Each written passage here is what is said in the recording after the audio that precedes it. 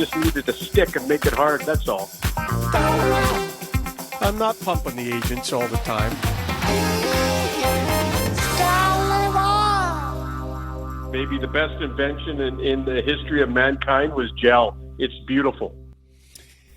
Here he is, one half of the team, Donnie and Dolly on Czech television, weekdays from 10 to noon, and our Friday Canucks Insider. Let's wish Rick Dhaliwal a Merry Christmas. And Ricky, I got my festive gear on too, buddy. Yeah. I can't see it, but I'm going to take your word for it. And let me say Merry Christmas to you two guys, two of my favorites. Thanks, buddy. That's quite you look resplendent. You get really, up. Yeah. That like, where do you get that vest? That holiday vest? I go shopping. I look around. That's in person. That's not online. That's you're going. This is boots on the ground. It's in the Lower Mainland. Wow. You got to look, because I went to 2, 3, 4, 5 places. They didn't have it. I got pissed, and then I went to this one place, and I found it, and I was happy as hell. Oh, good. Mm-hmm. Good. Yeah, I mean, you see the ugly Christmas sweaters, but the ugly Christmas vests. It's vest. When I saw this, it was like a kid in a candy store. I just couldn't believe it. It was beautiful. Well, you wear it well, Rick. And thank you. Before we get going, because we got some notes here on Pettersson and Horvat and some of the other Canucks. Yep. Sekeres and Price listeners are worried, Rick. Why? After the hit last week where you discovered that you are allowed some salty language here in the podcast space that you're not allowed on Czech television. They're worried that, maybe one day you forget, something slips up where you are. You get Czech television in trouble with the CRTC. I over the course of my 33 years in this business, I have swore on in smaller towns on the air, but in smaller towns you kind of get away with it, right? Because it's smaller towns. I have yet to drop the F word in Vancouver, and you guys caught me off guard last week when I found out that you can in fact drop the F word on your show, which caught me off guard. People are encouraged though that we're at the end of the week and that you get 2 days to sort of detune. Yeah, exactly. If you do get salty. Yeah. If I drop the F-bomb on this show, it will be 100% directed at Blake Price. Because very good. That is where my anger with this show starts and begins. It's the arrogance, the cockiness. I know it all. You guys don't know everything. You're all below me. I went to Harvard. I went to Princeton. That... Ooh, I almost said it. That's what pisses me off the most. So if I do drop an F-bomb, it'll be a Price. Take it to the bank. Well, you'll be in good company. We do that all the time here. Do you treat Drance like this too? Because Drance corrects you on your language too. Yeah, but Drance is just strictly a nut bar. Like he really is. I talked to him on the phone and we're both yelling and screaming, dropping F-bombs. He's a nut bar. And so last year I was on a walk and I stopped. I will not accept a phone call or call Thomas Drance while I am walking, because I go to walk for stress-free. Our industry's stressful. It's a good one. Go for walks. Yeah. And this Drance guy, he's a nut bar. He starts yelling and screaming and dropping F-bombs. So I said, that's it. I go on a walk. It is what would you call it? A Drance-free walk. Yes, and we know your walks are sacrosanct. That's the one time a day Very that the agents can't get a hold of Rick Dhaliwal is when he goes on. Drance is just a clear-cut nut bar. Every conversation I've ever had with Rick on the phone starts the same way. Matty! Fill in some sentence punctuated with F-bomb, and then we get into business. That is how it always starts. Yep, absolutely. Pleased to see you here, buddy. Our last hit before the holidays. Oh, we may go Thursday next week. We're going Thursday next week? Okay, we'll go Thursday next week. Yeah, we're doing next Thursday. Let's get it started. I know you had Pettersson's agent on the show today. What did we learn? Well, what we learned was, I think some of the big questions for JP Barry, we all know that July 1st, the Vancouver Canucks can start talking to Elias Pettersson. And I know we're all into the Horvat, the Kuzmenko. I understand the current UFAs and Luke Shen obviously as well. But I think the big one for the franchise is going to be Pettersson. And on July 1st, the Canucks can talk to him. And we asked JP, do you anticipate talking to them right away, or maybe you're going to ease into this? And he said it's up to the team, but we are open to talking very early, starting in July. So that was good. Long term, we asked him, is Pettersson willing to sign long term? He said yes. And listen, and the agent's going to say that right now. I know we're getting a lot of that. What's he going to say? He's not going to say no, we're not. But it's nice to know, because JP Barry's one of the most respected agents ever in the National Hockey League. He doesn't want to go anywhere, according to JP, and fully expects to talk to Vancouver this summer.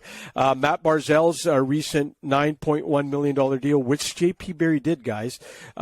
Is it a comp for Pettersson? And JP said absolutely. In fact, Barzal and Pettersson have been comps since day one. And I'll go back to Pettersson's first agent when he was coming out of his entry-level deal, and he had mentioned Barzal's contract as a comp. So Barzal and Pettersson have been. But I would say to you two nicely, 9.1. I know there's a lot of time, but 9.1, if you can do Pettersson 9.1, you do it right now.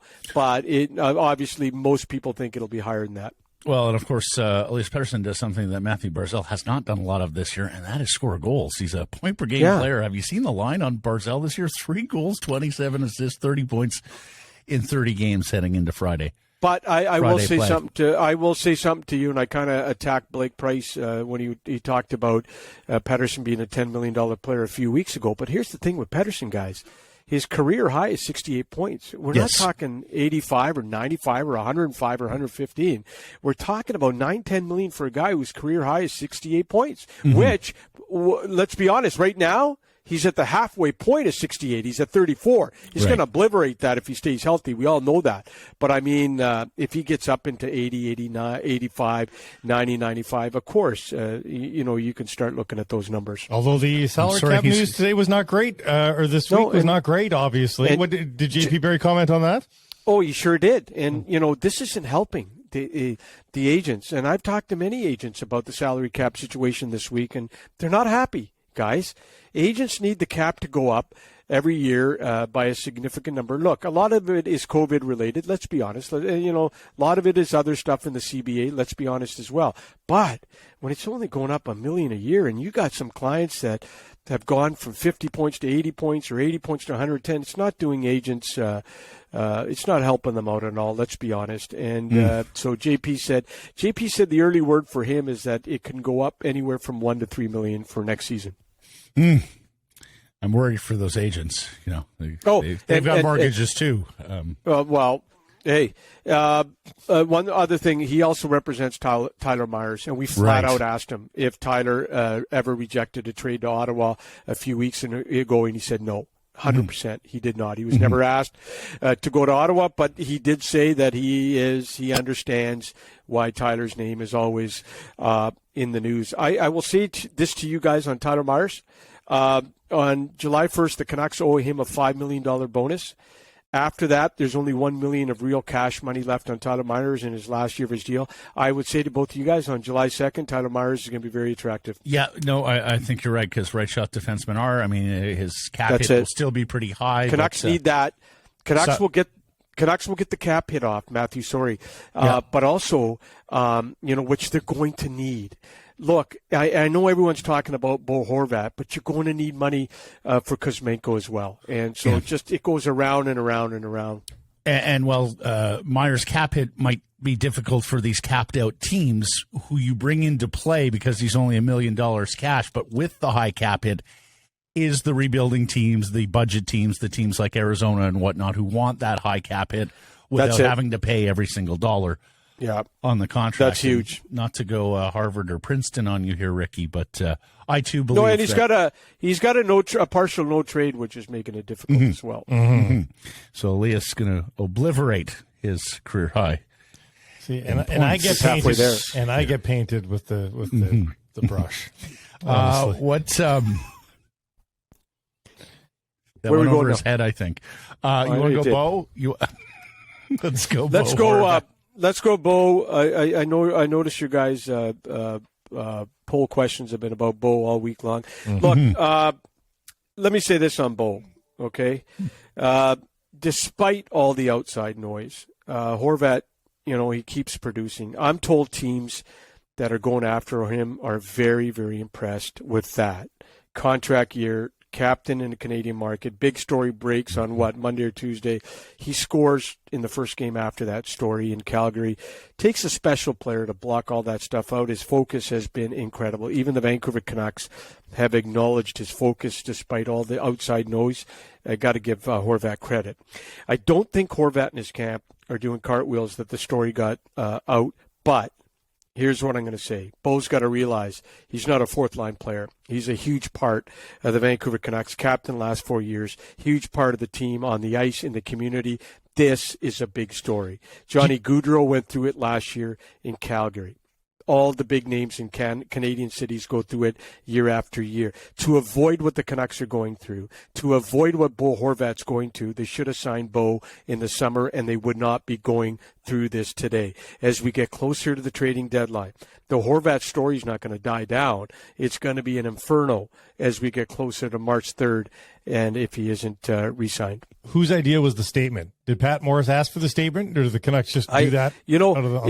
I said this, and it's a great question. I think it's Pat, sitting down with Bo and saying, "Hey, look, Bo, this thing got leaked. How can we react to it?" And I think that. Yeah, I think it came from that side of the fence more than the other side. Yeah. But and Pat Morris is, we talk about JP Barry. Pat's one of the top agents in the world as well, just like JP. Mm-hmm. And you know what? I'm sure that he said to his client, "Hey guys, hey, let's try to minimize this. It doesn't blow up. It doesn't affect your play." And again, so there's Bo Horvat after the press release goes out and scores the first goal. In Calgary. He really is an amazing player. But the team screws up and does that. The team just screwed up and did the statement during the practice. Both feels like, well, that's kind of weird. I'll clarify with it. Like they did it out of order. He spoke to the statement, which was interesting. Yeah.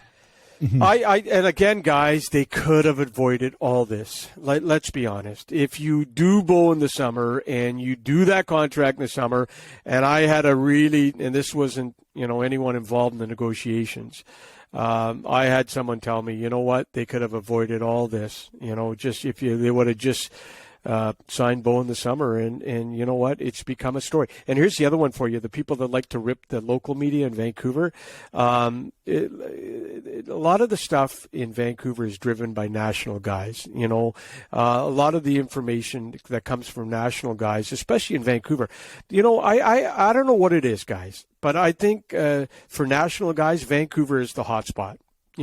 I just don't see the national guys doing stories on Winnipeg or Calgary and Edmonton. Or maybe you guys can help me explain why. No, absolutely. But, why do you think that is, Ricky? Because have you ever heard any of the national guys do a story on the Winnipeg Jets? No. Well, I mean, from time to time. But once in a while. For the most part. But is it because Rutherford talks? It's not because Rutherford talks. Rutherford's only been a year. What about the guy before him? He didn't talk to national guys?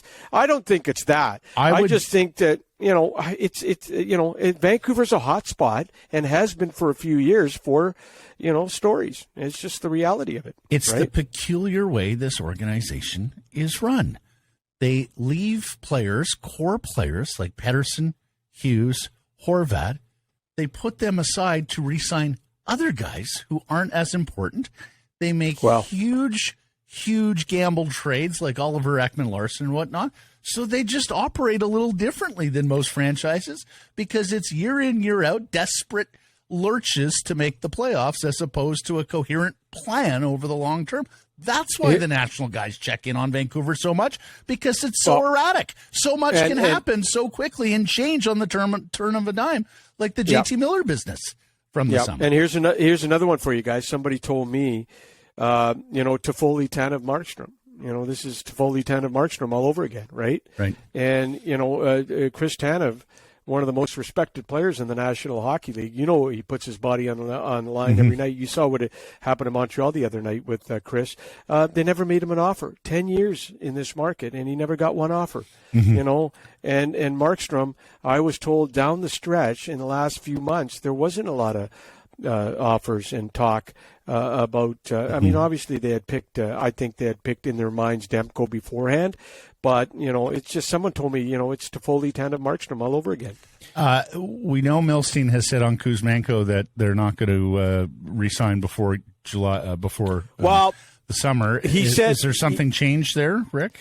Well, you know, it's funny. He's on pace for 76 points. Look, guys. I don't know if he keeps that pace up, but so I did some digging. Do you do a bridge deal or long term for Kuzmenko if you find the money? I'm going to guess the Canucks would prefer a bridge deal just because, you know, we don't have a large window of play to look at when you look at Kuzmenko. But here's what I was told. The Kuzmenko picked the Canucks over 30 teams in the summer. Why would he not resign? He loves Vancouver. As long as the Canucks make a reasonable market value offer, I don't know why he would leave. No talks yet with Milstein, but Milstein says both sides. He was in town about 2-3 weeks ago, and it was common knowledge from the two sides that they'll talk when the time is right. Kuzmenko told Milstein very early this season, I'm not reading the newspapers. Don't send me anything on Twitter, anything regarding me. This guy's focus on the ice, unbelievable. He doesn't talk to his agent about contract, doesn't talk to him about Twitter, doesn't talk to him about any articles written on him. The kid laser focused on his performance. Whether it's in the top six or whether it's in the third line, he just keeps friggin' producing. Remember, he went to the third line, 4 points in 2 games. The overtime winner in San Jose, the shootout winner in Calgary. The guy's becoming a game breaker. His shootout goal in Calgary, direct and with authority. I was told this by a lot of people that would know, but great relationship between Dan and the Vancouver Canucks management. They're going to try really hard, both sides, Matt and Blake, to get this done at some point. Ethan Bear has been a godsend on defense, a right side guy who's pretty good to getting in and out of his own zone and into the other zone. Skates well, good head on his shoulders, and an RFA with arb rights coming up. Ricky, I would suggest he's making himself some money here.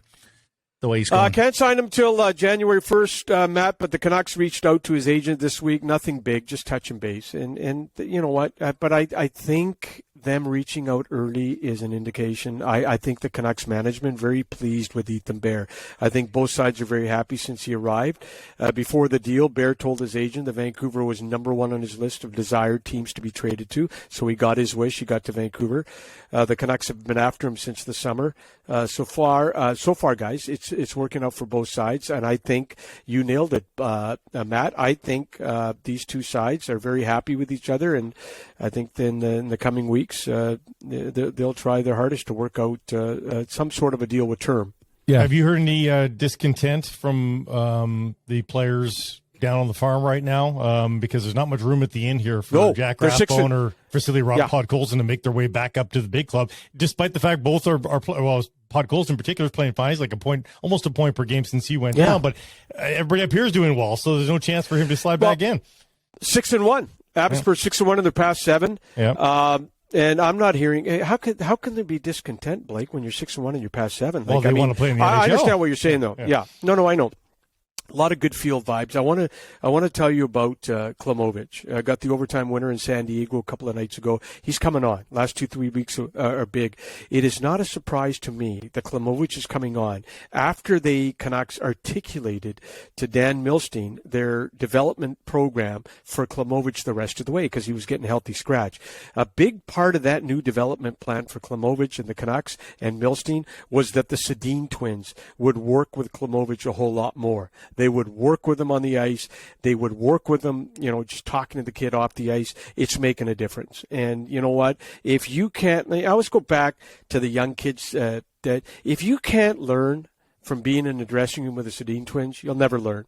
you'll never learn. If you can't learn from talking to these guys who are just incredible hockey sense guys, take their advice, get better, you'll never make it. I'm going to tell you right now, Klimovich is the last 2 or 3 weeks has really been playing much. He's getting more trust with Jeremy Colton, the coach. And you know what? When you get to play in tight games late in the third, that's the trust is developing. And when the coach, only the kids get on the ice late in the third in a very close game that the coach trusts defensively, right? So anyways, I'll just say for the last 2-3 weeks, really good vibes with Klimovich in Abbotsford. I still believe, guys, I don't know about you, he's their best prospect, no question. Marvelous stuff, Ricky, as mentioned. Next... No, just hold on. Jonathan Lekaramäki, this will be quick. Sweden coach Magnus, what is it? Havlid or Havlid? Havlid. Is he the former Chicago black guy? Havlid? Remember there was a Havlid that played in Chicago? Nick Havlid. Nick Havlid. That was Nick Havlid, wasn't it? I have no idea. Anyways, Sweden head coach Magnus Havlid texted him this morning. Jonathan Lekaramäki's got some concussion issues. Anyways, he's on the ice with the team, and hopefully he plays next week. Hey, look, guys, Lekaramäki's not lighting it up this year. It would be really nice if he had a really good World Junior, do wonders for the kids' confidence. But anyways, I texted the coach this morning, Sweden, the national coach. He's back on the ice, but they just right now, they don't know if he's going to play yet or not. It's Magnus Havlid. He is the brother of Nick Havlid, who played in Chicago. And, Anaheim and Atlanta, not Chicago. Well, you got it in front of you, Matt. Which one is it? No, I don't actually. I have do. Magnus. I thought Nicholas, you Googled it. And he's got nephews Matthias and Hugo Havlid. If you're interested, thank you. Shout out Elite Prospects. So there you go. I mean, you're talking to him. Shouldn't you know his name? I'm texting him. That's not talking to him. The great thing about texting, can I tell you guys something? Greatest invention of all time was texting. Yeah. Because now I don't have to talk. You just sit on your couch and you just text. You get the info, you move it. Texting was the greatest invention. Yep. Well, not the greatest. We know there's others. But it's right up there for me. Think of all the peace in Mrs. Dhaliwal's life. Since texting became a thing. Because beforehand you had to talk to them all, Rick. And you're not quiet when you speak on the phone. No. I'm very I look forward to your pocket tweet from for this weekend. Yes. That was at Henderson's house. And frickin' Henderson knew I tweeted that. And by the way, that night got carried away. Me, Donnie, Ryan, and our good buddy BMAC, Barry McDonald was there. Marvelous. The nicest, the salt of the earth is Barry McDonald. We had a wonderful time at Hendo's house, me, Donnie, and Barry McDonald, who I just, there isn't another person in this media in the last 40, 50 years I love more than Barry McDonald. Did the tree stay upright and intact? Did anybody stumble into the tree at all? The funny thing about that tweet, Henderson knew about it. He frickin' knew about that tweet. Anyways, ask Henderson about the tree line. He'll.